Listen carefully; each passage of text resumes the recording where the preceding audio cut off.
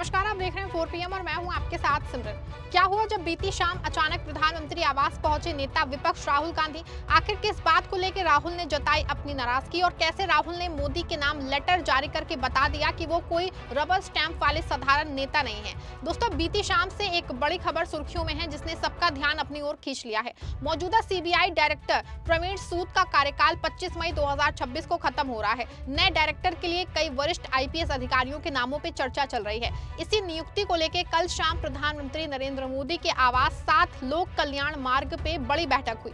इस बैठक में प्रधानमंत्री, भारत के मुख्य न्यायाधीश सूर्यकांत और लोकसभा में नेता विपक्ष राहुल गांधी शामिल हुए थे। बैठक में नए सीबीआई प्रमुख के नाम पे चर्चा हुई, लेकिन मामला तब गड़बड़ा गया जब राहुल गांधी ने चयन प्रक्रिया पे अपनी असहमति जताते हुए प्रधानमंत्री को नोट फॉर डिसेंट सौंप दिया। इसके साथ ही राहुल गांधी ने कई गंभीर आरोप लगाए हैं, जिसके बाद सरकार का असली चेहरा सबके सामने आ गया है। तो आखिर इस मीटिंग में ऐसा क्या हुआ जिस पर लेकर के जिसको राहुल गांधी ने अपनी असहमति जताते हुए मीटिंग को बीच में ही छोड़ दिया और लेटर जारी करते हुए उन्होंने क्या कुछ आरोप लगाए हैं, सब कुछ आपको इस वीडियो में बताने वाले हैं। दोस्तों, देश की सबसे बड़ी जांच एजेंसी सीबीआई के नए मुखिया के चयन को लेकर राजधानी दिल्ली का सियासी पारा 7वें आसमान पे पहुंच गया है। नेता विपक्ष राहुल गांधी ने इस पूरी चयन प्रक्रिया की पारदर्शिता पे गंभीर सवाल उठाते हुए प्रधानमंत्री नरेंद्र मोदी को एक कड़ा पत्र लिखा है। राहुल गांधी का आरोप है कि सरकार ने इस पूरी प्रक्रिया को सिर्फ एक औपचारिकता बना के रख दिया है और विपक्ष की भूमिका को पूरी तरह दरकिनार करने की कोशिश की जा रही है। दरअसल सीबीआई डायरेक्टर की नियुक्ति कोई साधारण नियुक्ति नहीं मानी जाती है। ये देश की सबसे महत्वपूर्ण जांच एजेंसियों में से एक है, जो बड़े भ्रष्टाचार, आर्थिक अपराध, राजनीतिक मामलों और हाई प्रोफाइल जांचों को संभालती है। ऐसे में इसके प्रमुख का चयन हमेशा से राजनीतिक और संवैधानिक रूप से बेहद अहम माना जाता है। यही वजह है कि जब प्रधानमंत्री आवास पे इस नियुक्ति को लेकर हाई प्रोफाइल बैठक बुलाई गई तो सबकी निगाहें इस पे टिक गई। लेकिन बैठक खत्म होने के बाद जो हुआ उसने पूरे राजनीतिक माहौल में हलचल मचा दी है। राहुल गांधी ने चयन प्रक्रिया पे अपनी असहमति दर्ज करते हुए प्रधानमंत्री को 2 पेज का नोट ऑफ डिसेंट सौंप दिया है। राहुल गांधी ने आरोप लगाया है कि पूरी प्रक्रिया पहले से तय थी और विपक्ष के नेता की भूमिका को सिर्फ दिखावे तक सीमित कर दिया गया है। राहुल ने एक्स पे प्रधानमंत्री मोदी को दिया हुआ नोट साझा करते हुए लिखा कि मैंने प्रधानमंत्री को पत्र लिख के सीबीआई डायरेक्टर चुनने की प्रक्रिया पे अपनी असहमति जताई है। मैं किसी पक्षपातपूर्ण प्रक्रिया का हिस्सा बन के अपनी संवैधानिक जिम्मेदारी से पीछे नहीं हट सकता। विपक्ष का नेता सिर्फ मुहर लगाने के लिए नहीं होता है। वहीं इस लेटर के मुताबिक राहुल गांधी की सबसे बड़ी नाराजगी इस बात को लेकर थी कि बैठक में उनके सामने 1 घंटे के भीतर 69 उम्मीदवारों के नाम रख दिए गए। राहुल गांधी ने सवाल उठाया है कि क्या इतनी कम अवधि में इतने सारे अधिकारियों के करियर, रिकॉर्ड और कार्यशैली का सही तरीके से विश्लेषण संभव है। उन्होंने साफ शब्दों में कहा है कि विपक्ष का नेता कोई रबर स्टैंप नहीं है जिसे सिर्फ अंत में मुहर लगाने के लिए बुलाया जाए। आप सबके भरोसे से हमने हमेशा मजबूत और सच्ची पत्रकारिता की है। चैनल को आप सबने सब्सक्राइब तो कर ही रखा है, हमारे चैनल को ज्वाइन भी कीजिए। हमारे चैनल के मेन पेज पे जाइए, जहां सब्सक्राइब लिखा होता है ठीक उसी के बगल में आपको ज्वाइन का विकल्प दिखेगा। ज्वाइन बटन पे क्लिक करके पेमेंट प्रोसेस पूरा होते ही आप हमारे सफर का मजबूत हिस्सा बन जाएंगे। राहुल गांधी ने का ये कहना है कि अगर सरकार वास्तव में पारदर्शी प्रक्रिया चाहती तो सभी उम्मीदवारों की पूरी जानकारी पहले से साझा की जाती, ताकि चयन समिति का हर सदस्य स्वतंत्र रूप से अध्ययन कर पाता। लेकिन ऐसा नहीं किया गया। राहुल गांधी ने अपने पत्र में आरोप लगाया है कि बार बार अनुरोध करने के बावजूद उन्हें उम्मीदवारों की सेल्फ अप्रेजल रिपोर्ट और 360 डिग्री मूल्यांकन रिपोर्ट उपलब्ध नहीं कराई गई।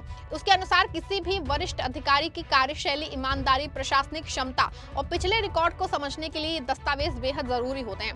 राहुल गांधी ने अपने पत्र में लिखा कि जानकारी देने से जानबूझ के किया गया इनकार ये पक्का करता है कि सरकार ने अपना उम्मीदवार पहले से ही तय कर लिया है। उन्होंने ये भी कहा है कि इस तरह की प्रक्रिया चयन को निष्पक्ष नहीं बल्कि पूर्व निर्धारित बना देती है। राहुल गांधी ने यह भी आरोप लगाया है कि बैठक के दौरान ही उन्हें 69 उम्मीदवारों के मूल्यांकन रिकॉर्ड देखने के लिए कहा गया। यानी इतने महत्वपूर्ण पद के लिए जिन अधिकारियों के नामों पे विचार हो रहा था उनकी जानकारी पहले से साझा नहीं की गई, बल्कि बैठक के बीच में ही फाइलें सामने रख दी गई। राहुल गांधी ने कहा है कि हर उम्मीदवार के इतिहास और परफॉर्मेंस का विस्तृत मूल्यांकन जरूरी है। उन्होंने ये भी कहा कि सरकार की तरफ से अपनाई गई प्रक्रिया इस तरह तैयार की गई थी ताकि सरकार अपने पसंदीदा उम्मीदवार को आसानी से चुन सके। राहुल गांधी ने आरोप लगाया है कि ये पूरी प्रक्रिया सिर्फ औपचारिकता बन के रह गई है और वास्तविक चर्चा या निष्पक्ष मूल्यांकन की कोई गुंजाइश नहीं छोड़ी गई। अपने असहमति नोट में राहुल गांधी ने मोदी सरकार पर बेहद गंभीर आरोप भी लगाए हैं। उन्होंने कहा कि पिछले कुछ वर्षों में सरकार ने सीबीआई जैसी एजेंसियों का इस्तेमाल राजनीतिक विरोधियों, पत्रकारों और सरकार की आलोचना करने वालों को निशाना बनाने के लिए किया गया है। राहुल गांधी का ये कहना है कि जांच एजेंसियों की निष्पक्षता पर लगातार सवाल उठते रहे हैं और अब इस तरह की नियुक्ति प्रक्रिया उन सवालों को और मजबूत करती है। उन्होंने आरोप लगाया है कि सरकार जो है वो महत्वपूर्ण संस्थाओं की स्वतंत्रता को धीरे धीरे खत्म कर रही है और हर संस्था को अपने नियंत्रण में लाने की कोशिश कर रही है। राहुल गांधी के अनुसार अगर चयन प्रक्रिया पारदर्शी नहीं होती तो एजेंसियों की निष्पक्षता पे जनता का भरोसा कमजोर होता जाएगा। अब देखिए, कानून के मुताबिक सीबीआई प्रमुख की नियुक्ति एक उच्च स्तरीय चयन समिति की सिफारिश पे होती है। इस समिति में प्रधानमंत्री, भारत के मुख्य न्यायाधीश और लोकसभा में नेता विपक्ष शामिल होते हैं। इसी वजह से राहुल गांधी इस बैठक में मौजूद थे, लेकिन राहुल गांधी का आरोप है कि व्यवहार में सरकार विपक्ष के नेता की भूमिका को महत्व नहीं देती और अंतिम फैसला पहले से तय रहता है। राहुल गांधी की आपत्ति का मुख्य आधार यही है कि चयन समिति का सदस्य होने के बावजूद उन्हें पूरी जानकारी नहीं दी गई है और उनकी भूमिका को केवल औपचारिकता बना के रख दिया गया है। यहाँ आपको बता दें कि मौजूदा सीबीआई डायरेक्टर प्रवीण सूद का कार्यकाल 24 मई को समाप्त हो रहा है। ऐसे में सरकार को उससे पहले नए डायरेक्टर के नाम पे फैसला लेना ही होगा। फिलहाल इस रेस में 3 बड़े नाम सबसे आगे बताए जा रहे हैं। पहला नाम है ज्ञानेंद्र प्रताप सिंह का, जो इस समय सीआरपीएफ के महानिदेशक हैं। उन्हें कानून व्यवस्था और सुरक्षा मामलों का लंबा अनुभव जो है वो माना जाता है। दूसरा नाम है पराग जैन का, जो रिसर्च एंड एनालिसिस विंग यानी कि रॉ के प्रमुख है। खुफिया मामलों में उनकी गहरी पकड़ मानी जाती है। तीसरा नाम है शत्रुजीत कपूर का, जो कि इस समय आईटीबीपी का नेतृत्व कर रहे हैं। उन्हें भी जो है सुरक्षा और प्रशासनिक मामलों का लंबा अनुभव है। इन तीनों अधिकारियों को बेहद अनुभवी माना जा रहा है, लेकिन राहुल गांधी की असहमति के बाद अब चयन प्रक्रिया पे ही सवाल खड़े हो गए हैं। राजनीतिक गलियारों में ये चर्चा तेज हो गई है कि सरकार आखिर किस नाम पे मुहर लगाएगी और क्या विपक्ष की राय को कोई महत्व दिया जाएगा या फिर नहीं। राहुल गांधी की नाराजगी जो है वो ऐसे समय में सामने आई है जब मोदी सरकार पहले भी कई महत्वपूर्ण संवैधानिक नियुक्तियों के नियमों में बदलाव कर चुकी है। राहुल गांधी और विपक्ष लगातार आरोप लगाते रहे हैं कि सरकार नियुक्ति प्रक्रिया में विपक्ष और न्यायपालिका की भूमिका को सीमित कर रही है।